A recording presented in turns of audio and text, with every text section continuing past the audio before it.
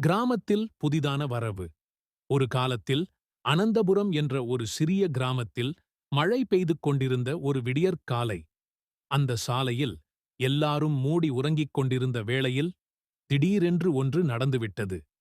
ஒரு மாபெரும் கோழி, ஆளளவுக்கு உயரம், சிவந்த இறகுகள், தங்க நிற மேனிக்கு மேல் பளிச்சென விளங்கும் ஒரு தங்கக் கழுத்துப் பட்டை.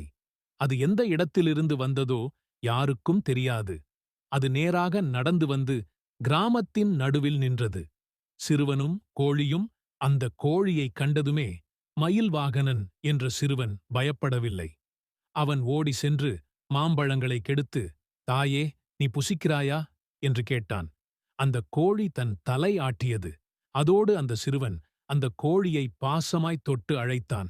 அந்த நொடியிலிருந்து அவனுக்கும் கோழிக்கும் ஒரு விசித்திரமான நெருக்கம் உருவானது. மரத்தடியில் தூங்க வைத்து கனி பழம் கொடுத்து வளர்த்தான்.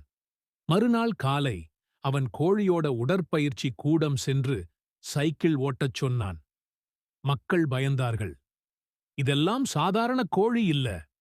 முடிவில் ஒரு நாள் கோழி மயக்கமடைந்தது. அவனைச் சுற்றி ஒரு வெள்ளை ஒளிவட்டம் தோன்றியது.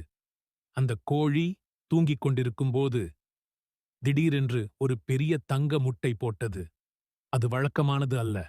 அந்த முட்டை மேலே ஒரு எழுத்து இருந்தது. ஏய், அதை ஆனந்த இனிய உணவு என்று குழந்தைகள் அழைத்தனர். கண்ணீரும் கம்மலுமாக அந்த கோழி ஏன் அழுதது தெரியுமா? இவ்வளவு நேரம் நான் உங்களுக்காக வாழ்ந்தேன்.